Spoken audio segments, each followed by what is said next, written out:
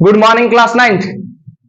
I hope आप अच्छे से होंगे और पढ़ाई बढ़िया से कर रहे होंगे, राइट।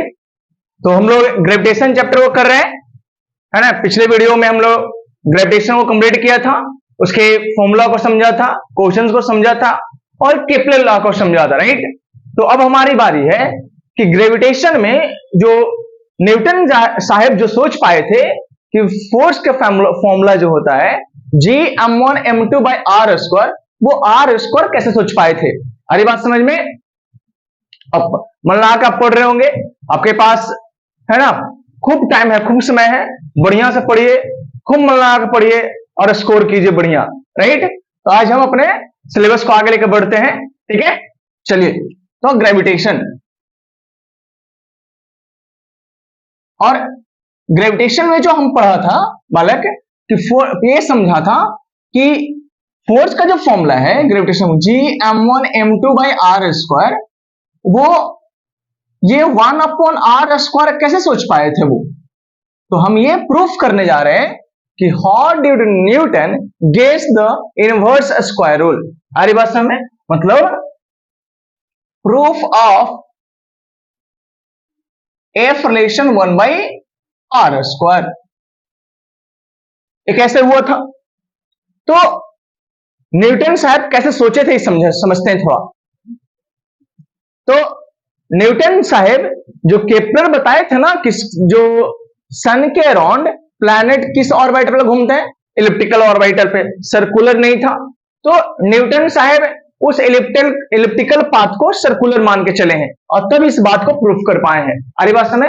तो क्या किया कि न्यूटन है ना, न्यूटन साहब क्या किए, अज्यूम, क्या अज्यूम किए वो, न्यूटन अज्यूम किए कि क्या अज्यूम किए हैं बाबू, एलिप्टिकल पाथ है ना, कौन सी पाथ, द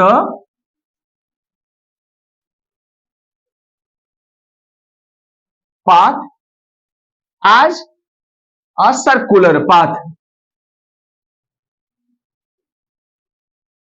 ऑफ रेडियस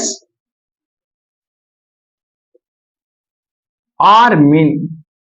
मतलब जो प्लैनेट इस ऑर्बिटल पे घूम रहा था, यहां पे सन था, है ना बाबू, ये सन था बालक और ये प्लैनेट थे और इनके बीच में जो डिस्टेंस था ये आर चेंज हो रहा था, राइट, ये आर चेंज हो रहा था। तो न्यूटन साहब इसको क्या मान लिए, एक मान लिए सर्कुलर पाथ जिसका रेडियस क्या माने वो रेडियस आर मीन ले लिए, मतलब एवरेज वाला, और यहां सन बैठा दिए वो, और यहां प्लैनेट बैठा दिए। आ रही बात समझ में। मतलब जो प्लैनेट डिफरेंट रेडियस पे घूम रहा है उसका एक रेडियस तो फिक्स हो नहीं सकता, तो किसको फिक्स माने, वो एवरेज डिस्टेंस को मान ले, जो निकालने के लिए सीखे थे मिनिमम प्लस मैक्सिमम बाई 2, एक मिनिमम वैल्यू और मैक्सिमम वैल्यू दोनों के बीच वाला ले लेंगे तो एवरेज निकल जाएगा, और इसी का निकालने का तरीका था। तो न्यूटन साहब क्या सोचे, न्यूटन साहब जो ये फॉर्मूला प्रूफ किए, जो ये रिलेशन प्रूफ किए, वो रिलेशन किसकी मदद से किए, इलिप्टिकल पाथ की मदद से नहीं, किसकी मदद से, सर्कुलर पाथ का। तो सर्कुलर पाथ मतलब रेडियस अब फिक्स हो गया, जिसकी रेडियस कितना मान है वो रेडियस मीन के बराबर। तो अब समझते हैं, यदि कोई बॉडी अगर सर्कुलर पाथ में घूम रहा है तो बताओ वेलोसिटी का फॉर्मूला क्या होगा, वेलोसिटी ऑन सर्कुलर पाथ, मतलब उसको स्पीड कह रहे हैं अपन, ये हो जाएगी क्या बताओ, v is equal to distance by time. तो एक राउंड मारेगा तो कितना टाइम चलेगा, 2πr, और t मतलब टाइम पीरियड। आ रही बात समझ में। अब इस समझ में आ रही बात है कि v जो है डिस्टेंस बाय टाइम होता है, और डिस्टेंस अगर सर्कुलर पाथ पे चल रहा है तो सरकमफ्रेंस, और सरकमफ्रेंस का फॉर्मूला ये, जहां t का मतलब टाइम पीरियड और r मतलब डिस्टेंस हो गया, उसका सेंटर का डिस्टेंस हो गया। चलिए, तो v स्क्वायर करेंगे, स्क्वायरिंग बोथ साइड करो, स्क्वायरिंग बोथ साइड करते हैं, तो v square is equal to 4π² r² by time square. कोई दिक्कत इसमें। अब समझिए कि 4 भी कांस्टेंट पाई भी कांस्टेंट हो गया कि नहीं हो गया, तो भी स्क्वायर प्रोपोर्शनल हो गया किसके, R square by time square के। यहां तक कोई दिक्कत? अब समझिए केपलर साहेब क्या किए, केपलर साहेब लिखे थे, बताए थे कि by Kepler third law, third rule, Kepler के थर्ड रूल के अनुसार जो टाइम स्क्वायर है वो किसके प्रोपोर्शनल है, आर क्यू के। यही ना आर मीन, ये भी तो मीन है, ये भी तो मीन वहां रखे, ये भी तो मीन रख रहे हैं। आर का मतलब जहां मीन डिस्टेंस है वो, आर मतलब आर मीन लेना है, तो ये सब आर आर मीन है, ये भी तो मीन था। तो बताओ क्या हम टाइम स्क्वायर की जगह आर क्यू पुट कर सकते हैं? तो भैया आर लिख दिए, पुट इन फर्स्ट, तो सब प्रोपोर्शनल है, तो सब प्रोपोर्शनल का ही साइन है, इसलिए सब प्रोपोर्शनल जगह रख दे रहे हैं। तो भी स्क्वायर प्रोपोर्शनल आर स्क्वायर और टाइम स्क्वायर की जगह पे आर क्यू, एक आर से आर कट जाएगा बाबू, तो भी स्क्वायर प्रोपोर्शनल 1/r। कोई दिक्कत? अब समझिए क्या कि सर जब सर्कुलर पाथ पे बॉडी मूव करता है, इसको इधर मिटा रहे, तो जब बॉडी सर्कुलर पाथ पे अगर घूम रहा है, बॉडी अगर सर्कुलर पाथ पे घूमता है तो उस पर एक सेंट्रीपिटल फोर्स लगेगा, मतलब ये कोई प्लैनेट है, इसे सेंट्रीपिटल फोर्स लगेगा। और सेंट्रीपिटल फोर्स की वैल्यू क्या बताए थे हम आपको, सेंट्रीपिटल फोर्स की वैल्यू बताए थे एम भी स्क्वायर बाई आर। ये सेंट्रीपिटल फोर्स किसको बोले थे, जो अब ग्रेविटेशन फोर्स के कारण कोई बॉडी रोटेट करने लगता है तो उसे हम सेंट्रीपिटल फोर्स कहते हैं। फोर्स निकालने का अलग अलग फॉर्मूला हो सकता है, नो डाउट, लेकिन वैल्यू तो सेम होगा, मतलब ये भी तो ग्रेविटेशन फोर्स ही है एक तरह का। अरे बस में जो कि सेंटर के लॉन्ग लग रहा था। अब तो इसका मतलब हम कह सकते हैं कि फोर्स जो है वो एम भी स्क्वायर बाई आर है बाबू, और मास कांस्टेंट हो जाएगा तो हटा करके भी स्क्वायर बाई आर लिख सकते हैं। कोई दिक्कत? अब वहां से समझिए इसको हम सेकंड लिख दे रहे हैं। अब फ्रॉम सेकंड से हम क्या करेंगे, वी स्क्वायर की जगह पे 1/r रख देते हैं और यहां r रख देते हैं, तो क्या हो गया ना बालक, f is inversely proportional to square of mean distance. आगे बात समझ में? कोई दिक्कत? क्या किया हमने सर, जब न्यूटन साहब कैसे प्रूफ किए इस बात को समझिए आप। न्यूटन साहब इलिप्टिकल पाथ नहीं माने, वो इलिप्टिकल पाथ को सर्कुलर पाथ मान लिए। तो सर सर्कुलर पाथ में तो रेडियस तो कांस्टेंट होना चाहिए, तो हाँ डिस्टेंस कांस्टेंट होना चाहिए, रेडियस कांस्टेंट होना चाहिए, तो वो किसको माने, वो मीन डिस्टेंस को माने, आर मीन को माने। आ रही बात समझ में? कोई दिक्कत? अब जब आर मीन को माने तो सर्कुलर पाथ पे एक वेलोसिटी होगी जो कि कितना लिखते हैं 2πr बाई टाइम, फिर स्क्वायरिंग किया 4πr square by time square, 4 constant, pi square constant हटा दिया। कौन कौन कांस्टेंट है इसमें बोलो, 4 और पाई स्क्वायर कांस्टेंट, और जब कांस्टेंट हटा दिया तो एक प्रोपोर्शन आएगा। कोई दिक्कत? अब यहां केपलर के थर्ड रूल से आर स्क्वायर जो है टाइम स्क्वायर किसके proportional, cube of main distance, तो रख दिया यहां पे। तो भाई आर स्क्वायर टाइम स्क्वायर की जगह पे आर क्यूब, क्यों रखा, क्योंकि ये भी प्रोपोर्शनल है, ये भी प्रोपोर्शनल है, तो सब प्रोपोर्शनल के रूप में है, इसलिए वैल्यू पुट करते जा रहे हैं। और आर स्क्वायर से आर क्यूब एक कट जाएगा तो बचेगा आर। अब जब बॉडी सर्कुलर पाथ में घूमता है तो सेंटर की ओर फोर्स लगेगा, उस फोर्स को एम भी स्क्वायर बाय आर कहें, तो ये बराबर एम भी स्क्वायर बाय आर, जहां एम क्या है, मास ऑफ प्लैनेट क्या है, एम तो कांस्टेंट होगा, और जब कांस्टेंट हटा दिए तो प्रोपोर्शनल आ गया, तो भी स्क्वायर बाय आर। लेकिन सेकंड से भी स्क्वायर किसका प्रोपोर्शनल, 1 बाय आर, तो भी की जगह हम 1 बाय आर पुट कर दिया, फिर आर रखा, इसको नीचे भेजेंगे तो आर इंटू आर स्क्वायर हो गया। आई बात समझ में कि कैसे न्यूटन साहब समझ पाए थे। अब इससे रिलेटेड क्वेश्चन करते हैं, तो क्वेश्चन क्या हो सकता है वो समझते हैं थोड़ा।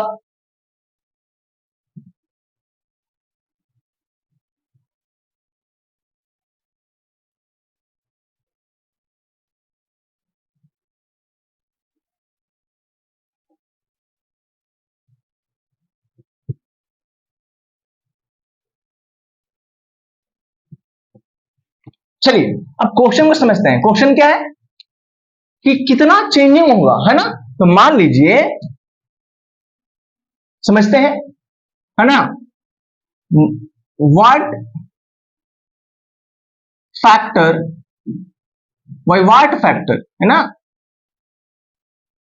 By what factor force of gravitation will change on changing the distance between them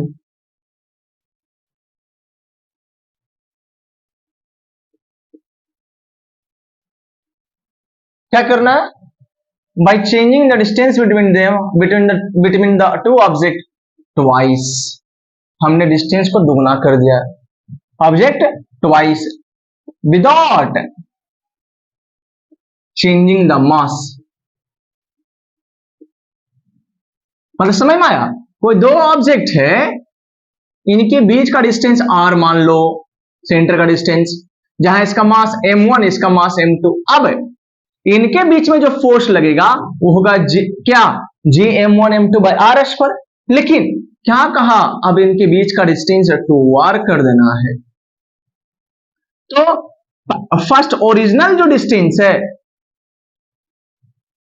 वो r, और जो नया वाला डिस्टेंस है वो 2r हो गया। आ रही बात समझ में, जिसको हम r डैश भी कह सकते हैं। r डैश कितना हो गया, 2r। मतलब जो नया वाला सेंटर का डिस्टेंस है पुराने वाले की तुलना में दुगना कर दिया गया, लेकिन मास से कोई फर्क नहीं पड़ना चाहिए। तो बताइए, तो हम कहते हैं सर सॉल्यूशन दिया जाए तो कहा जाएगा सर फोर्स जो है वो किसके प्रोपोर्शनल है, 1/r स्क्वायर के। अगर हम फर्स्ट में कितना फोर्स लगेगा वो डिपेंड करेगा किस पे, तो कह सकते हैं कि भैया जो डिपेंड करेगा वो किस पे करेगा, रेडियस पे। तो F1 जो होगा, बताइए किस पे होगा, F1 जो होगा वो प्रोपोर्शनल होगा r स्क्वायर का, और सेकंड में F2 जो होगा वो प्रोपोर्शनल होगा 1/r डैश के स्क्वायर का। क्यों दिक्कत, कोई दिक्कत नहीं होनी। अगर आप r1 r2 मान सकते हो, r1 r2 मान लो कि मान लीजिए ओरिजिनल डिस्टेंस जिसको r1 बोल रहे हैं ये r हो गया, और इसको r2 बोल रहे हैं तो ये 2r हो गया, पहले की तुलना दुगना होगा। तो F1 जो होगा वो r1 का स्क्वायर और F2 जो होगा वो r2 का स्क्वायर हो सकता है। ऐसे कर ले सकते हैं। आई बात सुने, पहला रेडियस का, पहला r मतलब रेडियस नहीं, वो डिस्टेंस बिटवीन द सेंटर है। तो पहला distance between the centre r1, दूसरा distance between the centre r2। जब मास पे कोई फर्क ही नहीं पड़ा तो मास को हम नहीं लिए, डायरेक्ट किस पे डिपेंड करेगा, डिस्टेंस बिटवीन द ऑब्जेक्ट फर्क पड़ेगा। अब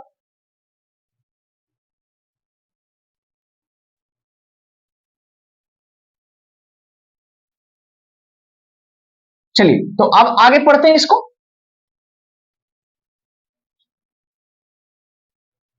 तो क्या करो, फर्स्ट और सेकंड को डिवाइड दे दो। तो जब F1 बाई F2 करोगे, क्या करोगे, F1 F2, तो भैया जो भी इसमें कांस्टेंट होगा, जो भी इसमें कांस्टेंट होगा वो तो कट जाएगा। तो नहीं कटेगा, वो कटना चाहिए, नहीं वो कटेगा कैसे, इस बात को कहेंगे तो प्रूव भी कर लेंगे। तो F1 जो F2 होगा, है ना, F1 F2 वो किसके प्रोपोर्शनल होगा, बताइए, ये 1/r1 का होल स्क्वायर है और ये 1/r2 का होल स्क्वायर है। जब इसको सॉल्व करेंगे तो आएगा, ऊपर में r2 का स्क्वायर चला जाएगा और नीचे में r1 का स्क्वायर चला जाएगा। इसको अपन लिख सकते हैं ऐसे। तो बताओ F1 जो F2 होगा वो r2 कितना दे रखा है, 2r, और नीचे r1 कितना है, ये r का होल स्क्वायर। तो कितना आ गया, F1 बाई F2 बराबर 4 आ गया। मतलब क्या समझे, F2 क्रॉस मल्टीप्लाई करे, अगर F2 को उधर भेज दो F1 की तरफ, F1 by 4 is equal to F2। मतलब देखो जो नया वाला फोर्स है पहले वाला फोर्स का 1/4 आ गया। क्यों आया, ये तो पहले से हम जानते थे कि डिस्टेंस बढ़ाएगा तो फोर्स कमेगा, डिस्टेंस दुगना तो उसके स्क्वायर में कमेगा, दुगना का स्क्वायर 1/4। अगर 3 गुना करते तो 1/9, 4 गुना करते तो 1/16 आता। ये बात समझ में आ गया, कोई दिक्कत, सर ये कैसे किया यहां से यहां सर, तो दोनों को डिवाइड दीजिएगा तो जो कांस्टेंट ऊपर में रहेगा वही कांस्टेंट नीचे रहेगा। तो जब कांस्टेंट कांस्टेंट कटेगा तो आ जाएगा, नहीं ना। अगर आप बोलते हैं तो इसको हम प्रूफ करवाते हैं, देखिए प्रूफ करवाते हैं, है ना। चलिए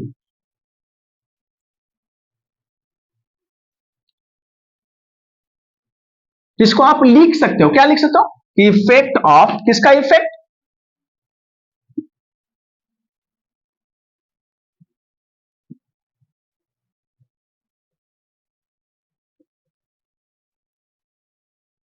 क्या टॉपिक दे सकते हैं, टॉपिक दे सकते हैं इफेक्ट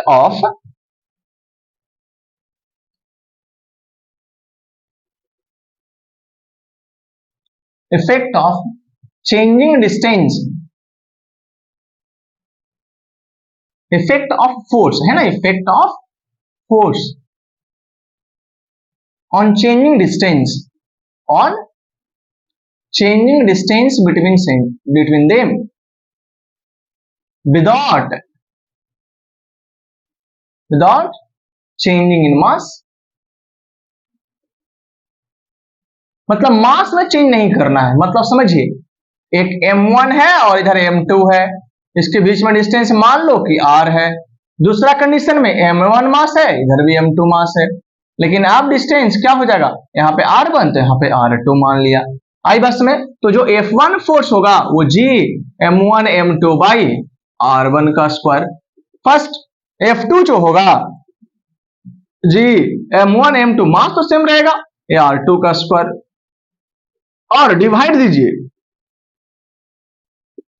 फर्स्ट बाई सेकंड में, जब डिवाइड दोगे तो F1 बाई या फिर F2, सेकंड और फर्स्ट डिवाइड दो, सेकंड को हम दे रहे हैं, फर्स्ट से डिवाइड दे रहे हैं, तो F2 by F1 is equal to G m1 m2 by r2 का होल स्क्वायर, नीचे में F1 की जगह रखो जी m1 m2 r1 का होल स्क्वायर, ये सॉल्व कर लोगे, क्या करते हैं सॉल्व, सर ऊपर जैसे लिखा उसको लिख दिया, जैसे लिख दिया ऊपर में जैसे लिखा हुआ है, ऊपर वाला जैसे लिखा रहता है उसको उसी प्रकार से लिखना रहता है, और नीचे वाले को पलट के लिखिए क्योंकि ऊपर चला जाएगा, तो ऊपर चला जाएगा, ये r1 का स्क्वायर हो जाएगा और ये r2 का a, नीचे g1 m12 बचेगा, और ये दोनों तो कैंसिल आउट हो जाएगा क्योंकि मास भी सेम है दोनों का और जी भी कांस्टेंट है, तो इस प्रकार से हम लिख सकते हैं ना कि F2 जो F1 है वो क्या हो गया, R1 बाई R2 का होल स्क्वायर हो गया, कोई दिक्कत, इसको आप लिख लिए, इंपॉर्टेंट चीज, कब का रिलेशन है, मतलब जब मास चेंज ना करे लेकिन डिस्टेंस चेंज करे, देखो इसी प्रकार से पिछला क्वेश्चन बनाए थे, इसका हम आपको प्रूफ करवा दिए, क्लियर हो गया, चलिए अब आगे, तो इसी प्रकार से याद रखना, अगर समझिए कि डिस्टेंस, अगर हम समझे क्वेश्चन दे रहे हैं इसी पे कि है ना, effect on force, effect on force on changing the distance half of previous, या फिर हाफ ऑफ ओरिजिनल डिस्टेंस, बस में changing distance to half of the original distance, मतलब पहले जो डिस्टेंस है उसका आधा कर दिए, तो डिस्टेंस आधा, तो फोर्स बढ़ेगा, तो कितना गुना बढ़ेगा, आधा का स्क्वायर बढ़ेगा, 4 गुना बढ़ेगा, तो इस समय ये सर कहेंगे कि सर जब तक इसमें मास की बात नहीं किया गया है तो आप मास कांस्टेंट मानिएगा कि मास कहीं बदला नहीं है, तो ये दोनों के पास m1 m2 होगा, इनके बीच में डिस्टेंस r1 होगा, और m2 m1 m2 हो गया और ये r2 हो गया, लेकिन R2 जो होगा बाबू वो आधा होगा किसका, R1 का, क्वेश्चन के अनुसार कि जो डिस्टेंस है वो कम गया, तो F आप पढ़ लीजिए वहां से कि F2 बाई F1 सर सिखाए हैं, इनवर्स होता है ना, उल्टा होता है, तो F2 वाला का यहां लिखिएगा R2 और F1 वाला का यहां लिखिएगा R1 और इसका स्क्वायर कर दीजिएगा, अरे बस क्यों सर, क्योंकि इनवर्स होता मतलब उल्टा में स्क्वायर चलेगा, तो F2 ऊपर था इसको नीचे लिखिए, F1 नीचे था वहां ऊपर लिख दिए, तो बताओ F2 by F1, R2 R1 रहने दो, और R2 कितना दे रखा, R2 दे रखा है 1/2 इंटू R1 का स्क्वायर, ये R1 से R1 कटेगा और 2 ऊपर चल जाएगा,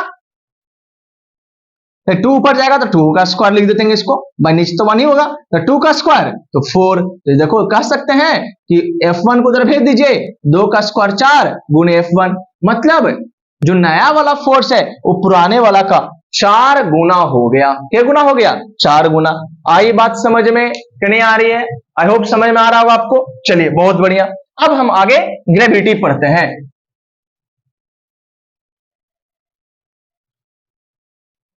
पढ़ाई हो रही है आप लोग का?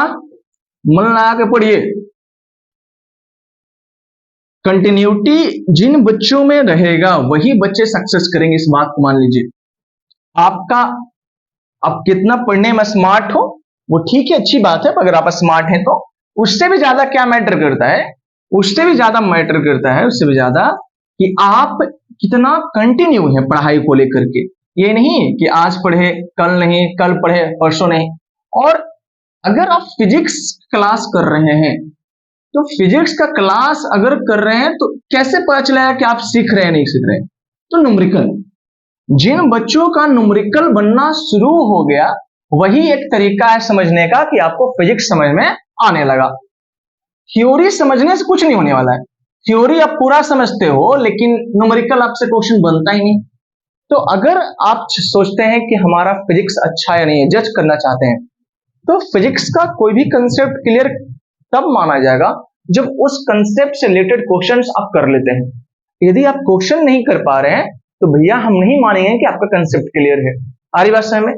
या तो कंसेप्ट क्लियर नहीं होगा आपको, यही, या तो कैलकुलेशन में दिक्कत होगा आपको, यही संभव है और क्या। क्योंकि अगर जिन बच्चों का फिजिक्स का डॉट या फिजिक्स का कंसेप्ट जिनका भी क्लियर है उनका न्यूमेरिकल हर हाल में बनना चाहिए। आ रही बात समझ में? और फिजिक्स और मैथ दोनों एक दूसरे पर रिफ्लेक्ट करेंगे। आ रही बात में? क्योंकि मैथ्स और फिजिक्स में कॉमन चीज देखने को मिलता है, दोनों कैलकुलेटिव पार्ट होते हैं। आ रही बात में? फिजिक्स अलग बात है, इसमें कंसेप्ट लगाना पड़ता है, कंसेप्ट लगाने के बाद हमें क्या लगाना पड़ता है, फॉर्मूला वॉर्मूला जो भी है और कैलकुलेशन करना होता है। आ रही बात समझ? तो फिजिक्स को थ्योरी पढ़ के नहीं रह जाना है। फिजिक्स को बनाने के लिए, फिजिक्स को समझने के लिए बेहतर ये होगा कि आप क्वेश्चन प्रैक्टिस कीजिए।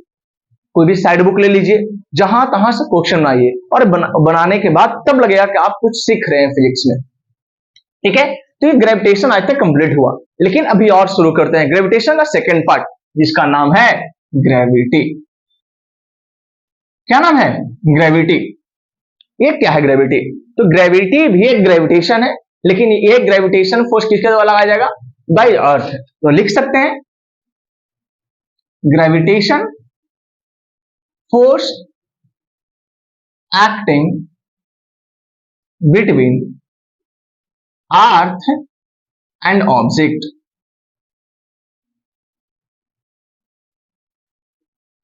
स्मॉलर ऑब्जेक्ट मान ले, ऐसे किसी भी ऑब्जेक्ट के बीच में लगता है, लेकिन हम स्मॉल ऑब्जेक्ट लेके चल रहे हैं, between other object small, known as gravity.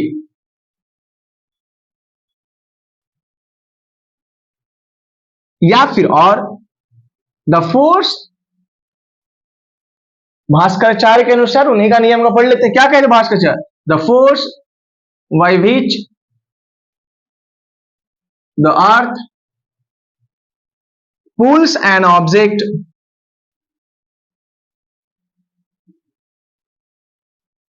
कहां? toward itself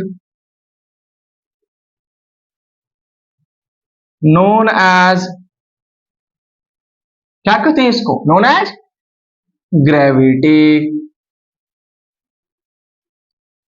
अरे बात समझ? मतलब पृथ्वी जिन ऑब्जेक्ट पे फोर्स लगा रहा, देखिए ये दोनों के बीच में ग्रेविटेशन है। अरे बात समझ? ये दोनों के बीच में क्या है? ग्रेविटेशन। और अर्थ और इसके बीच में भी ग्रेविटेशन, लेकिन इस ग्रेविटेशन को हम क्या बोलेंगे? ग्रेविटी। मतलब अर्थ जिस फोर्स के कारण या जिस फोर्स से नीचे खींच रहा है ऑब्जेक्ट को, उसी फोर्स को हम ग्रेविटी कह रहे हैं। आ रही बात समझ में? चलिए, तो हम ग्रेविटी समझे, तो इसको समझने के लिए कुछ एक सिचुएशन एज्यूम करते हैं और उस सिचुएशन के अनुसार इस थ्योरी को पूरा कंप्लीट करेंगे। मेरा जो बोर्ड है ना बहुत ओरिजिनल है, खराब बोर्ड मिल गया बाबू, जो एक बार मिलता ही नहीं है।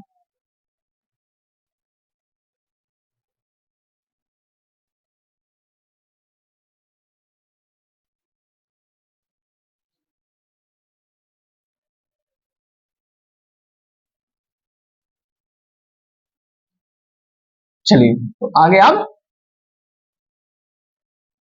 उसको कंप्लीट करने जाए, किसको? ग्रेविटी को। मान लीजिए ग्रेविटी को कंप्लीट करने से पहले समझ लीजिए कि कोई अर्थ है, कोई अर्थ का अर्थ एक ही है, तो अर्थ के ऊपर कोई ऑब्जेक्ट है, ठीक है, किसी हाइट पे। तो ध्यान सुनिएगा, हम कैसे ऑब्जेक्ट को लेकर चल रहे हैं? Small object. तो स्मॉल ऑब्जेक्ट का सेंटर और उसके सरफेस में डिस्टेंस वो बहुत कम हुआ अर्थ के मुकाबले। आपको मालूम होनी चाहिए ये अर्थ है हमारा, मान लेते हैं, और ये अर्थ का ये रेडियस है आर, जो कितना होता है 6400 किलोमीटर। अच्छा, स्मॉल और आर फर्क है, small R distance between centre और कैपिटल आर बोल रहे हैं रेडियस ऑफ अर्थ।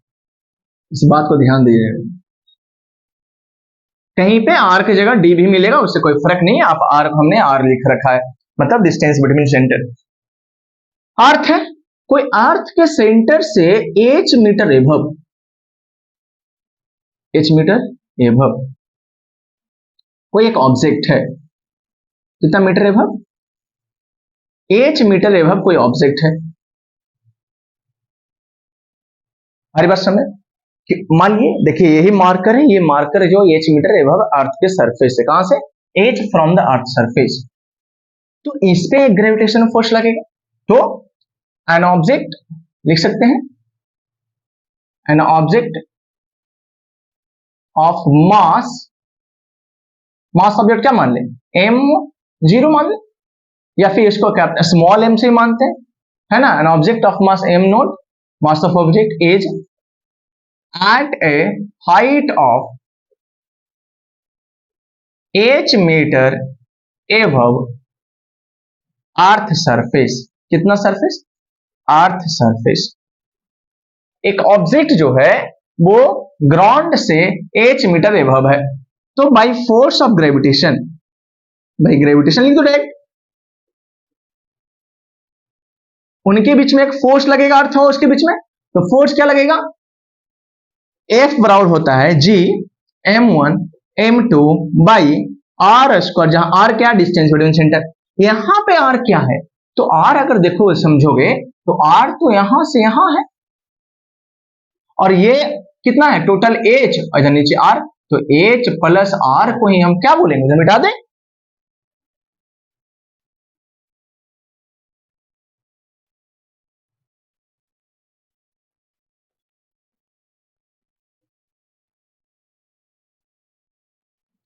तो इसको क्या बोलेंगे, ये एच, पूरे दोनों के बीच का सेंटर कितना है, यहां से यहां एच हो गया और यहां से आर हो गया, तो दोनों के सेंटर का डिस्टेंस में कितना हो गया, एच प्लस आर। तो हम लिख सकते हैं एफ बराबर m1 मान लेते हैं मास ऑफ ऑब्जेक्ट, और m2 मास ऑफ अर्थ, और नीचे आर लिख देंगे आर प्लस एच का होल स्क्वायर, जहां एच क्या है, हाइट ऑफ ऑब्जेक्ट, कहां से, फ्रॉम अर्थ सरफेस। आ रही बात समझ, तो आप समझिए बात को, अब क्या समझना है सर, ठीक है सर, ये ऑब्जेक्ट है, ये अर्थ है, ये दोनों के बीच का डिस्टेंस एच है, सरफेस है, और इधर आर है, तो टोटल डिस्टेंस यहां से यहां कितना हो गया, एच प्लस आर हो गया। अब ये जो ऑब्जेक्ट है दोनों पे फोर्स इक्वल लगेगा, जितना ऑब्जेक्ट पे फोर्स लगेगा उतना ही फोर्स अर्थ पे लगेगा, लेकिन इनर्शिया कम किसका है, इनर्शिया कम ऑब्जेक्ट का है, तो मूव कौन करेगा, तो ऑब्जेक्ट करेगा। तो due to having less inertia, object will move towards the earth surface. अब ये अर्थ सरफेस की ओर मूव करना शुरू कर दिया, आई बात समझ, ये अर्थ है, तो ये अर्थ की ओर मूव करना शुरू कर दिया, तो कोई ना कोई एक्सेलरेशन होगा, तो इसको हम एक्सेलरेशन बोल रहे हैं, अर्थ सरफेस विथ एक्सेलरेशन ये ऑफ ए, एक्सेलरेशन से मूव किया, अरे बात में, जिसको हम एक्सेलरेशन ऑफ ऑब्जेक्ट, जिसको हम क्या कर सकते हैं, एक्सेलरेशन ऑफ ऑब्जेक्ट या फिर acceleration due to earth surface. अरे बस में, तो बताइए अगर हम सॉल्व करें तो इसके by second law of Newton, भाई second law of Newton, second law of Newton, ये ऑब्जेक्ट है मूव करेगा, है ना, ऑब्जेक्ट है, मूव करेगा इसे। तो सेकंड लॉ ऑफ न्यूटन के अनुसार फोर्स जो होगा वो मास इनटू एक्सेलरेशन भी होगा, है ना? हाँ सर। सर अगर इसके पास मास है और ये नीचे की ओर मूव करेगा, क्यों मूव किया? क्योंकि ग्रेविटेशन फोर्स लगा। तो ग्रेविटेशन फोर्स लगा सर ये दोनों ऑब्जेक्ट और अर्थ के बीच में, तो ग्रेविटेशन फोर्स के कारण इसका इनर्शिया कम था, और इनर्शिया कम है तो मूवमेंट करेगा, और मूव करेगा तो कोई एक्सेलरेशन होगा, जिस एक्सेलरेशन को हम ए बोले। तो न्यूटन सेकंड लॉ से अगर इसके पास एक्सेलरेशन ए है और इसका मास m नॉट है, तो फोर्स की फॉर्मूला मास इनटू एक्सेलरेशन। अच्छा ये फोर्स किसे लगा? इसी पे, और ये भी फोर्स किस पे लगा? इसी पे भी लगा, है ना? दोनों लगा, इस पे भी लगा और इस पे लगा, लेकिन ये फोर्स इस पे तो लगा। तो इसका मतलब फर्स्ट और सेकंड को अगर कंपेयर किया जाए फ्रॉम फर्स्ट एंड सेकंड, तो हम कह सकते हैं, क्या कह सकते हैं कि जो फोर्स की वैल्यू है m इंटू ए बराबर g into mass of object into mass of earth by r plus h का होल स्क्वायर, और m नोट से m नोट कैंसिल आउट, कोई दिक्कत? अब इसको इस साइड लिख रहे,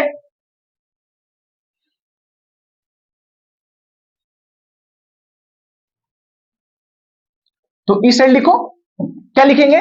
तो एक्सेलरेशन जो होगा वो कितना हो जाएगा?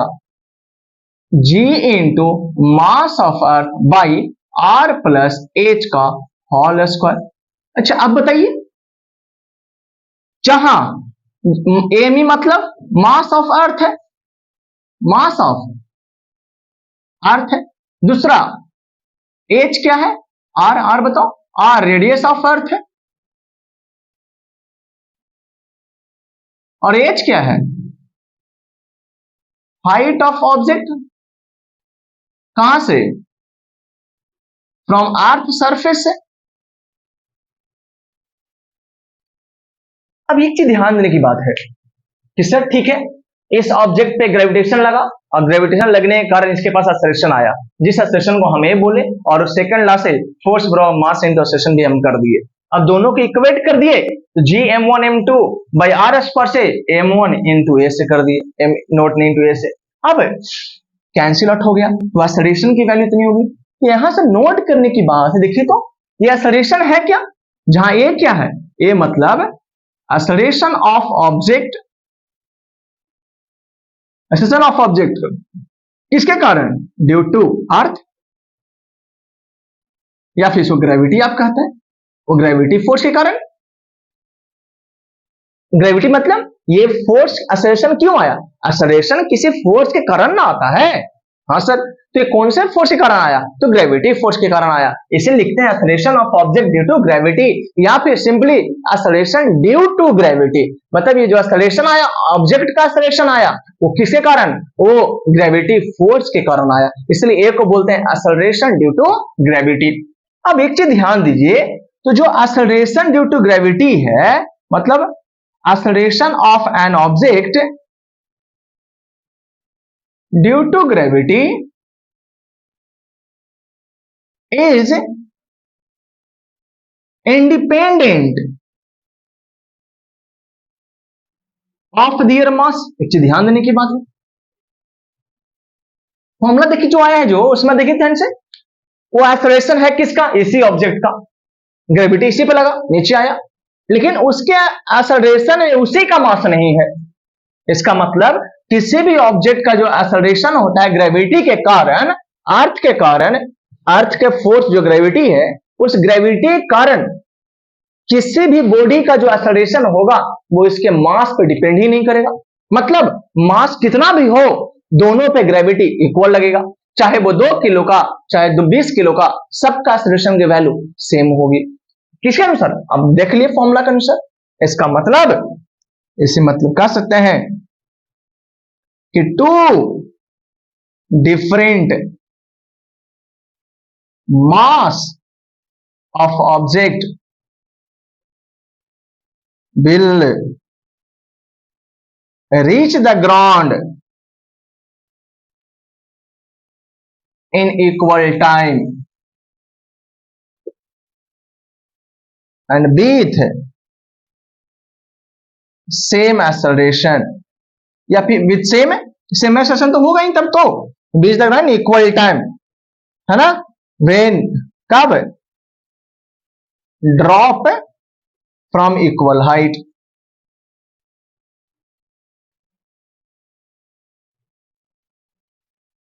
मतलब क्या कह सीखे हम कि कोई भी ऑब्जेक्ट को ग्राउंड पे ऐसे गिराएंगे तो चाहे कुछ भी हो, अगर हम इस पेपर को फाड़ें और इस पेपर, हमारे पास एक पेपर है आरी बस में, और पेपर हो एक कॉपी मान लेते हैं, ये पेपर और कॉपी है, तो इसकी वजन ज्यादा है कॉपी की और इसकी वजन कम है, तो हमें लगता है कि ये कॉपी जल्दी गिरेगा और ये लेट से गिरेगा।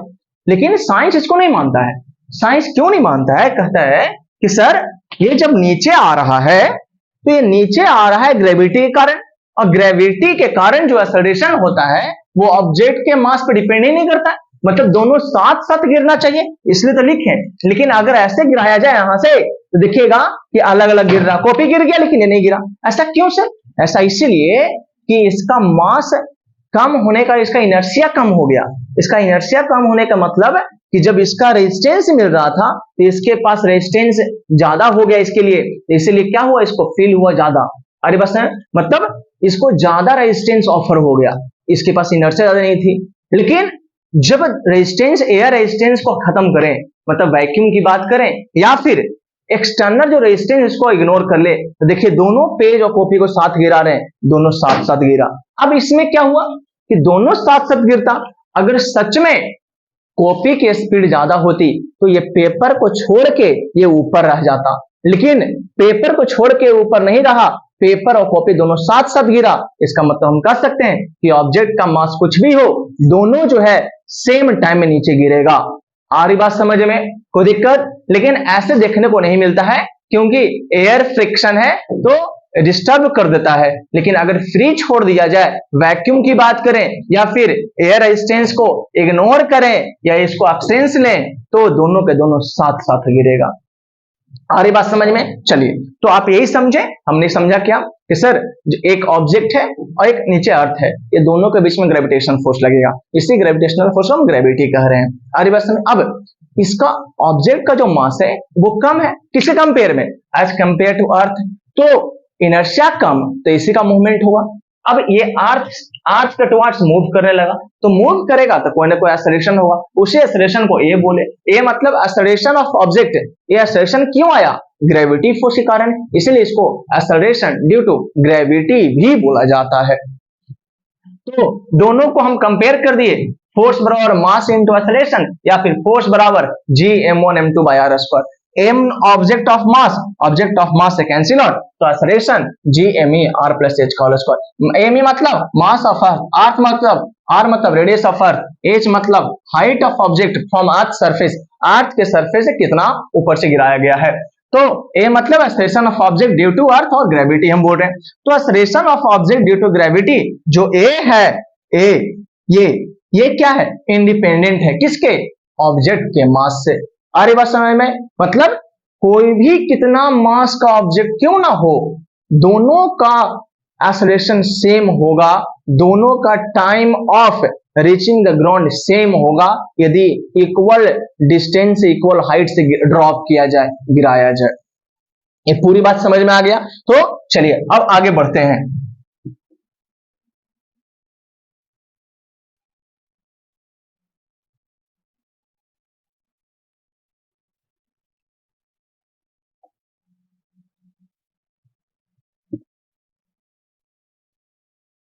अब आगे क्या बढ़ना है वो आप समझते हैं।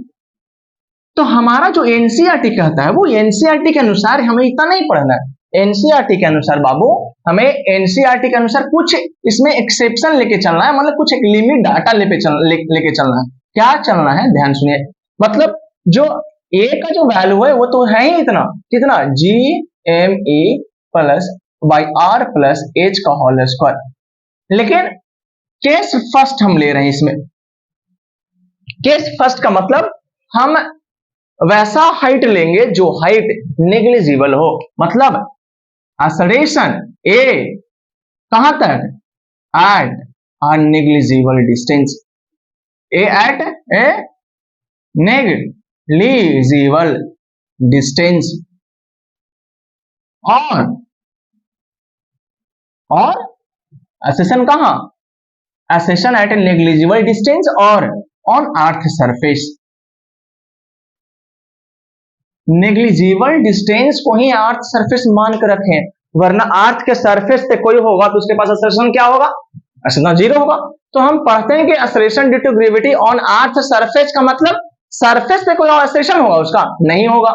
लेकिन कहने का मतलब क्या है कि वो एक ऐसे डिस्टेंस पे बात कर रहा है जिस डिस्टेंस को आप नेग्लेक्ट कर सकते हैं, किसके कंपेयर में, रेडियस कंपेयर में। एग्जांपल के तौर पे मान लीजिए कि हाइट दे रखा है 10 मीटर, 20 मीटर, 30 मीटर, इस प्रकार से दे रखा है एग्जांपल के तौर पे। तो जब एज को कन्वर्ट करेंगे 10 मीटर 20 मीटर, तो बोले एच प्लस आर, जो डिस्टेंस बिटवीन सेंटर आर वो एच प्लस आर होता है। और एच कितना, 10 मीटर, तो 10 मीटर को हम लिख सकते हैं, इसको तो किलोमीटर में बदलना पड़ेगा, ये 6400 किलोमीटर है, तो ये हो जाएगा 0.01, ये मीटर आ गया। अब जब इसको किलोमीटर आ गई है, अब इसको जब सॉल्व करोगे तो लगभग 6400.01 किलोमीटर। अच्छा, इसको हम एच प्लस आर को लगभग 6400 नहीं बोल सकते हैं, तो जिसको आर बोल सकते हैं। आरी भाषा में तो हम क्या सीखा कि हम एक्सेलरेशन ड्यू टू ग्रेविटी वैसे हाइट पे निकाल रहे हैं जिस हाइट पे एच की वैल्यू बहुत कम हो एज कंपेयर टू अर्थ के रेडियस से। और जब अर्थ के रेडियस से हाइट बहुत कम हो तो उसको हम अर्थ सरफेस ही मान के चलते हैं। कोई दिक्कत समझ में आ रहा है बात को? तो ये अब H प्लस आर, जब H नेग्लिजिबल है तो H नेग्लिजिबल है, तो H प्लस आर में H नेग्लिजिबल है तो जोड़ ही दिया, क्या फर्क पड़ेगा, तो जोड़ लगभग 6400 किलोमीटर आ गया। तो वही बोल सकते हैं कि जब अर्थ के सरफेस की बात करें तो हम R प्लस H को लगभग R बोल देंगे। कब कब, जब H जो है वो बहुत छोटा हो, किसके कंपेयर में, रेडियस के कंपेयर में।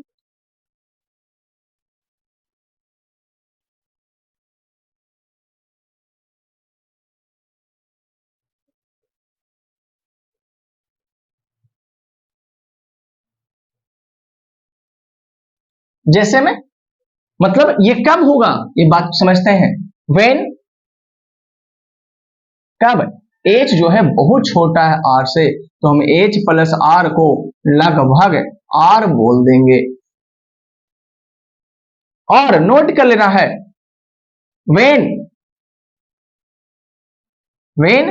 H is very very less than R, then हम एक्सेलरेशन A को is termed as G बोलेंगे। आई बात समझ में? जो acceleration due to gravity A जो था वो किसी भी जनरल हाइट पे डिफाइन था, लेकिन जब हम वैसे हाइट पे बात करेंगे जिस हाइट पे H की वैल्यू बहुत कम हो, तो उस समय इस एक्सेलरेशन को हम G बोलेंगे। मतलब G बराबर लिख सकते हैं capital G into mass of earth by R square. क्यों? क्योंकि सर हमने A को G बोला, कब, जब R प्लस H किसके बराबर हो जाए, R के बराबर हो जाए। आ रही बात समझ में? अब समझिए G की वैल्यू सॉल्व करोगे तो इसका तो ये भी कांस्टेंट, मास ऑफ अर्थ भी कांस्टेंट और R भी कांस्टेंट, तो G की वैल्यू 6.67 गुने 10 की पावर 11 माइनस 11, और मास ऑफ अर्थ देख लीजिएगा शायद इतना ही होता है भाई, इतना। और R कितना है, 6400 किलोमीटर। इसको मीटर से भाग देंगे, गुना करेंगे तो 1000 से, और इसका स्क्वायर करेंगे तो लगभग जो सॉल्व करेंगे इसको बाबू ये आ जाएगा 9.72 लगभग करके, और इसी को हम 9.8 या फिर 10 मीटर पर सेकंड स्क्वायर मानते हैं। क्यों माने मीटर पर सेकंड स्क्वायर सर? क्योंकि ये एक्सेलरेशन था, किसके कारण एक्सेलरेशन था, ग्रेविटी फोर्स के कारण, इसीलिए इसे हम एक्सेलरेशन ड्यू टू ग्रेविटी बोलते हैं।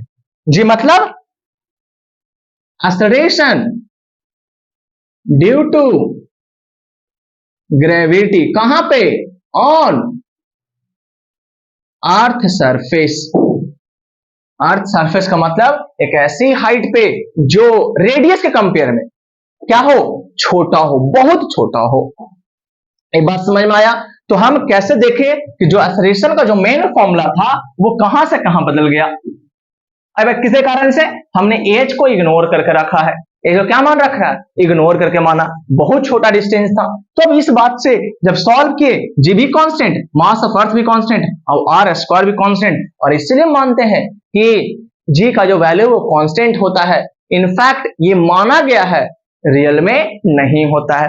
अगर इस फॉर्मूला से अगर चेक किया जाए ओरिजिनल में से, तो चाहे यहां पे इस पॉइंट बात करो चाहे इस पॉइंट पे, ये दोनों पॉइंट में हाइट में कुछ अंतर है, और हाइट में कुछ अंतर अगर है, यदि हाइट में अगर क्या है अंतर है यदि, तो एक्सेलरेशन में भी कुछ ना कुछ अंतर रहेगा, लेकिन वो अंतर दम नेग्लिजिबल होगा, बहुत कम होगा, बहुत कम होगा, बहुत कम होगा, जिसको हम ऑलमोस्ट जीरो मान लेते हैं, और इसलिए बोल देते हैं कि जी की वैल्यू जो है वो कांस्टेंट है, मान लिया गया ऐसे, लेकिन इनफैक्ट होता नहीं है, वो कुछ ना कुछ चेंज करेगा, क्योंकि समझाएंगे कि सर यहां की बात करें आप, यहां पे चाहे यहां की बात, ये दोनों में हाइट अलग अलग है सर, इसका अर्थ से कुछ अलग हाइट है, इसका अर्थ से कुछ अलग हाइट है, लेकिन ये दोनों हाइट नेग्लिजिबल है, किसके रिस्पेक्ट में, रेडियस ऑफ अर्थ के रिस्पेक्ट में, इसलिए हम एच प्लस आर को डायरेक्ट आर बोल दिए, जो आप एक्सपेरिमेंट हम एग्जांपल लेके देखे थे। आ रही बात समझ में? चलिए तो अब आगे पढ़ते हैं। सर यदि इग्नोर ना करते तो सही बात है। अब केस 2 पढ़ रहे हैं।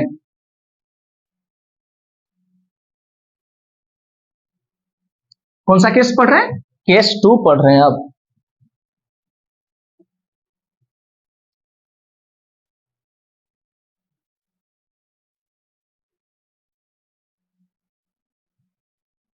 चलिए केस 2 समझते हैं।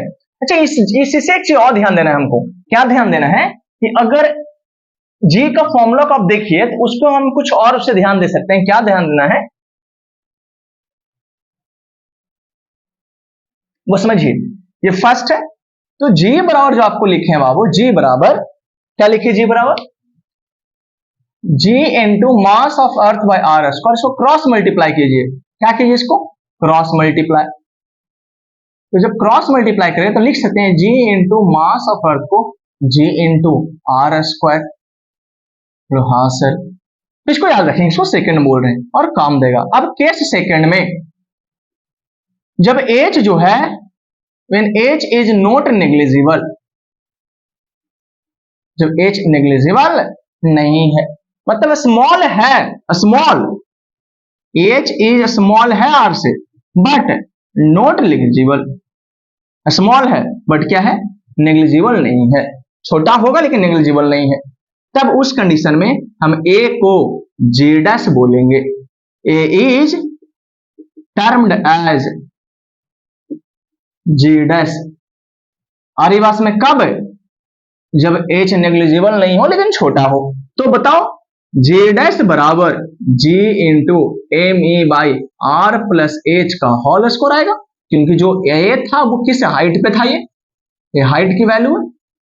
आ रही बात समझ में? ये r है तो h प्लस आर, तो हम g डैश को r प्लस एच का होल स्क्वायर बोल दिए a को, कब, जब एच को आप इग्नोर नहीं कर सकते हैं, छोटा है अलग बात है लेकिन इग्नोर आप नहीं कर सकते हैं।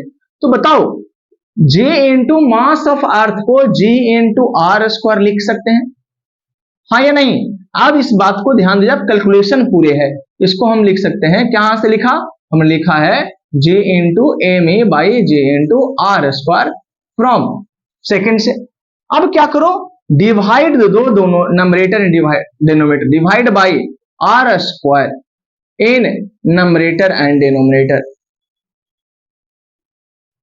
नंबरेटर और डिनोमिनेटर में दोनों में आर स्क्वायर से भाग दे दो, जो जी डैश बराबर आ जाएगा जी इंटू आर स्क्वायर बटा आर स्क्वायर, और नीचे आर प्लस एच का होल स्क्वायर बटा आर स्क्वायर, ए से कैंसिल आउट हो गया। बहुत बढ़िया, अब कैंसिल आउट हो गया तो आगे समझते हैं, इसको मिटाते हैं।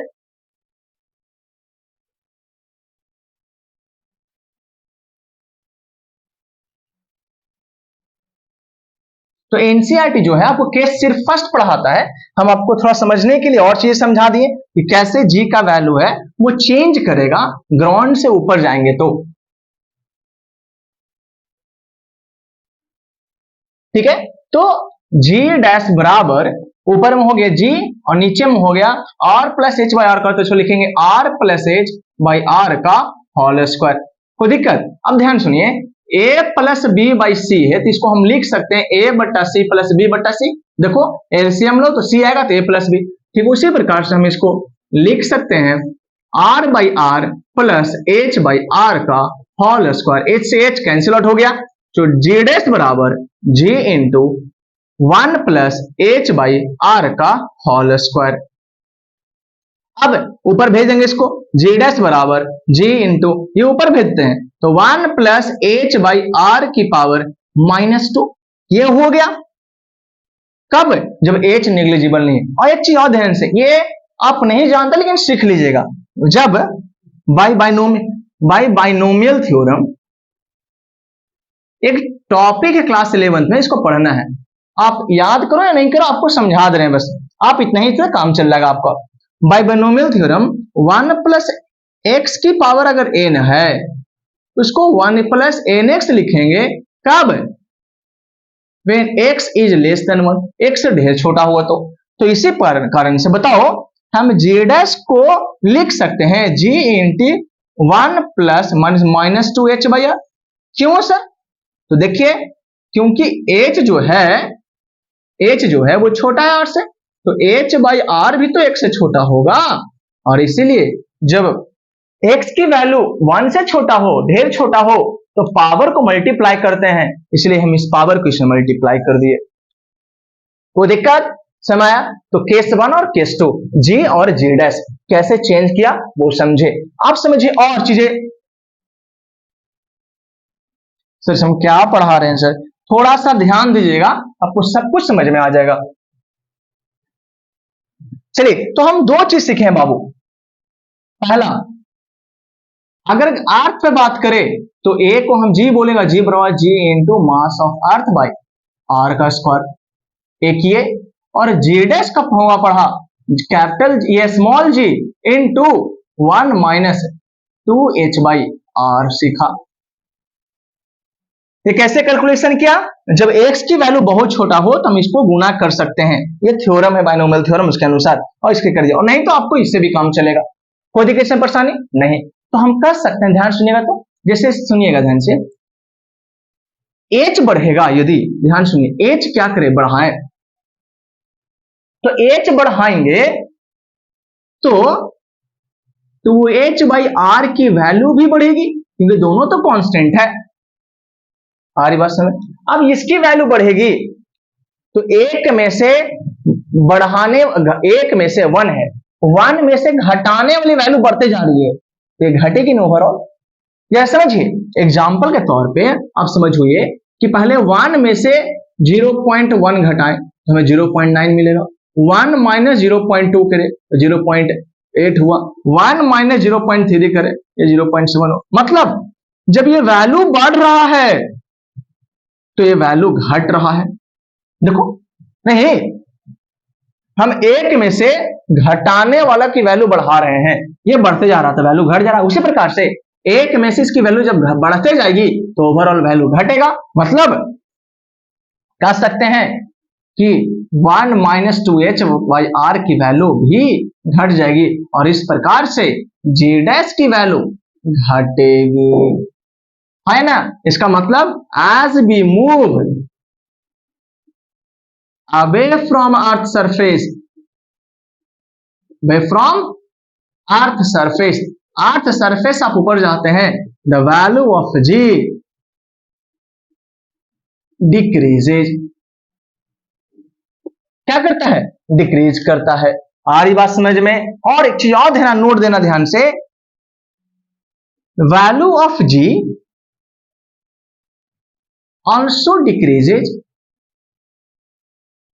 है ना? Also decreases when we go inside earth surface। मतलब अर्थ के सरफेस के आप अंदर जाइएगा फिर भी वैल्यू घटेगा। मैथ से समझाते हैं इस फॉर्मूला से। कैसे सर? एच कहां से? अर्थ सरफेस से। आप यह समझ लो,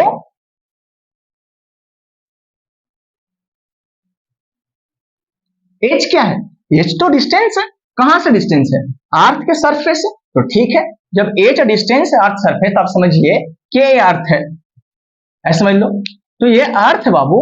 तो जैसे ऐसा मान लो कि ये पॉइंट ए है, ये पॉइंट बी है और ये पॉइंट सी है, ये सेंटर है, पॉइंट सी है, तो बी का भी यहां से है कुछ ना कुछ हाइट है और इसका भी कुछ ना कुछ हाइट है, तो दोनों कंडीशन में for B and C, for B and C H क्या हो रहा है, एच इज इंक्रीजिंग, कहां से, फ्रॉम अर्थ सरफेस से,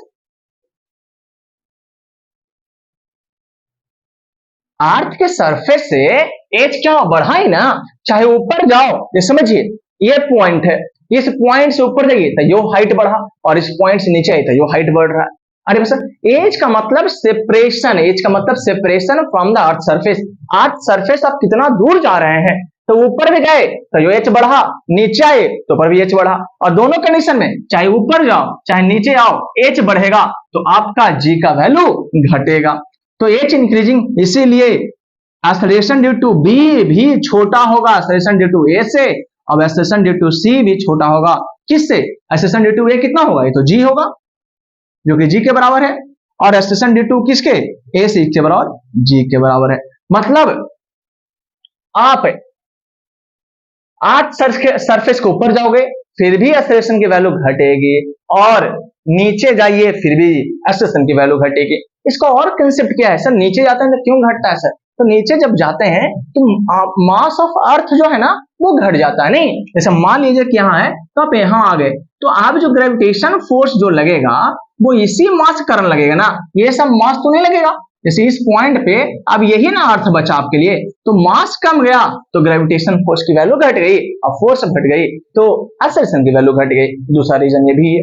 आगे बस में तो हम कहेंगे sir acceleration due to gravity जो है उसकी वैल्यू अर्थ सरफेस पे कांस्टेंट मानते हैं, जी जिसको बोलते हैं जी, लेकिन अर्थ सरफेस के ऊपर जाइए या फिर नीचे आइए दोनों समय वैल्यू घटेगा, दोनों समय, क्योंकि एच की वैल्यू क्या हो रही है, बढ़ रही है, एच का मतलब सेपरेशन फ्रॉम अर्थ सरफेस।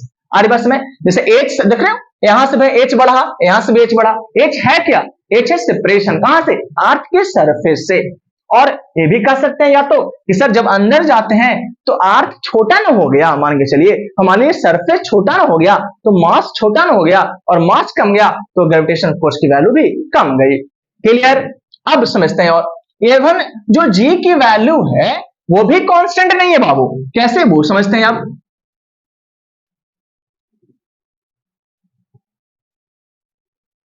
अब समझो इस बात को, क्या लिखने आ रहा है, अब हम पढ़ने जा रहे हैं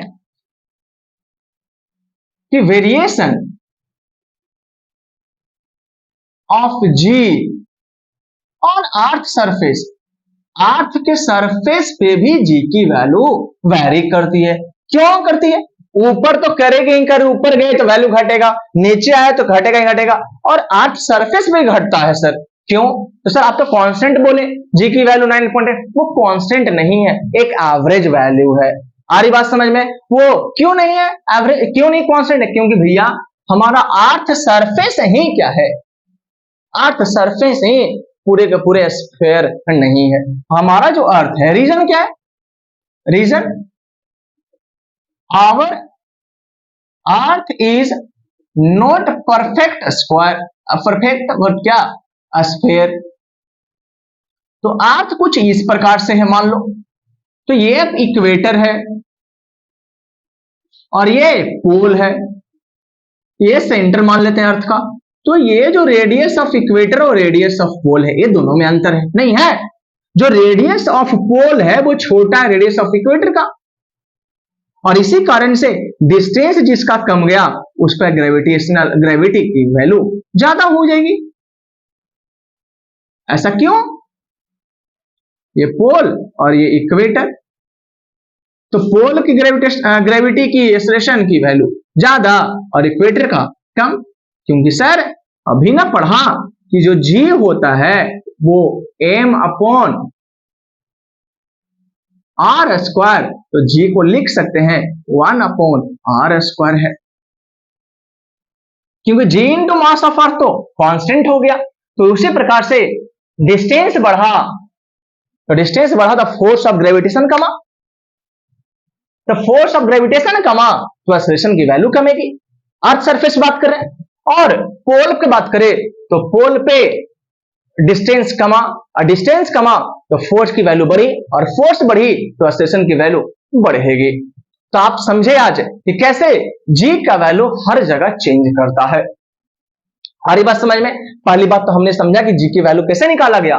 तो कहें कि कोई ऑब्जेक्ट अगर अर्थ की सरफेस ऊपर h मीटर हाइट पर रखा गया है तो उससे फोर्स लगेगा जी m1 m2 by r plus h का होल स्क्वायर, क्योंकि दोनों के सेंटर का डिस्टेंस r प्लस h हो जाएगा। कोई दिक्कत? फिर हम वहां से कंप्लीट करके निकाला कि a बराबर जो होगा जी m ऑफ अर्थ है बाई r प्लस h का होल स्क्वायर। फिर उस बात से समझा हमने कि किसी भी ऑब्जेक्ट का जो एक्सेलरेशन है उस ऑब्जेक्ट के मास पे डिपेंड नहीं करता है।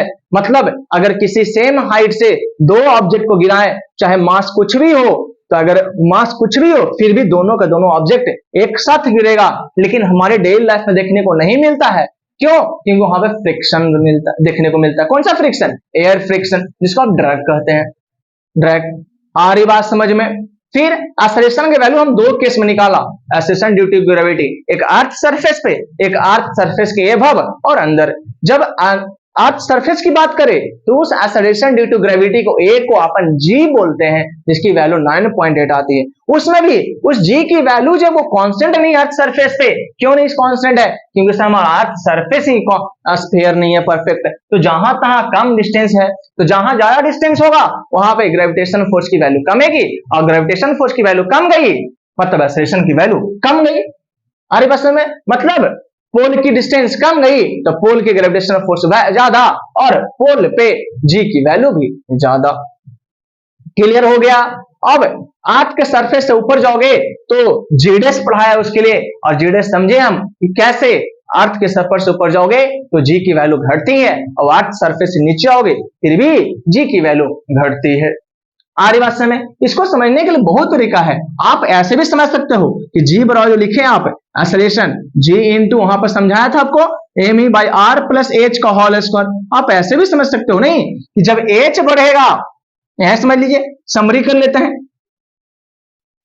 तो एच जब बढ़ाओगे तो आर प्लस एच बढ़ेगा, और आर प्लस एच बढ़ेगा तो ए की वैल्यू कमेगी। आ रही बात समझ में? नहीं आ रही है? तो ठीक उसी प्रकार से हो गया। कोई दिक्कत? अब आप सोच रहे हो सर एच नीचे लेंगे तो निगेटिव, नहीं, एच निगेटिव नहीं लेना है। एच मतलब हाइट है, मतलब डिस्टेंस है, वो डिस्टेंस तो प्लस ही लोगे। तो अर्थ के सरफेस के नीचे आओगे फिर भी हाइट आपका बढ़ेगा, फिर भी हाइट बढ़ेगा, ये भी एच लिखेंगे। ये नहीं कि अर्थ है और अर्थ सरफेस एच मीटर नीचे आए हो तो आप माइनस एच ले, नहीं, एच लेना है और डिस्टेंस मानते हैं।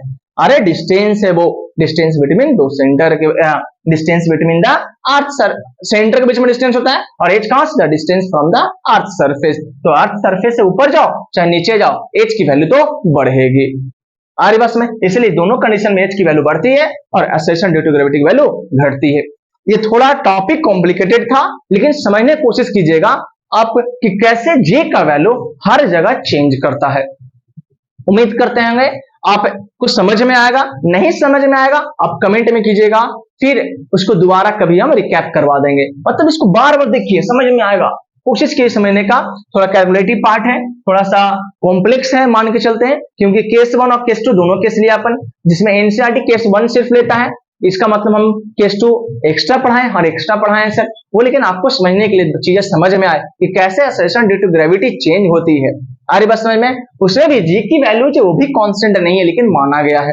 फिजिक्स में बहुत चीज मान के चला गया। यहां तक जी की जो वैल्यू आई थी वो भी मान के आया था। नहीं आया था? क्या मान के आया था बताओ? जो फोर्स की वैल्यू आई थी किससे मान के आया था? कि अर्थ एक स्फीयर है, जबकि स्फीयर है नहीं। तो जो भी प्रूफ हुआ है कुछ ना कुछ मान के हुआ है। उसी प्रकार से जी का जो वैल्यू भी मान के हुआ है कि एक ऐसी हाइट पे लेना है जहां पे एच नेग्लिजिबल है। एच नेग्लिजिबल है उसी को हम ऑन अर्थ सरफेस कहते हैं। तो I have tried my best to explain the thing, है ना। तो बहुत कोशिश की हमने भी आपको समझाने की। तो डाटा फिजिक्स है, थोड़ा सा कॉम्प्लिकेटेड होता है ना। थोड़ा सा समझने में आपको परेशानी होगी, लेकिन कोई नहीं, जो समझा वही सिकंदर। आई बात समझ में? तो आप समझिए और बेहतरीन ढंग से, तब आपको फिजिक्स की अच्छी गहराई पर चलेगी, तब आपको फिजिक्स समझ में आएगा कि हाँ चीजें कैसे होती है। आ रही बात समझ? तो आज के लिए इतना ही। My dear students, my dear champions, best of luck and have a good day. Bye bye.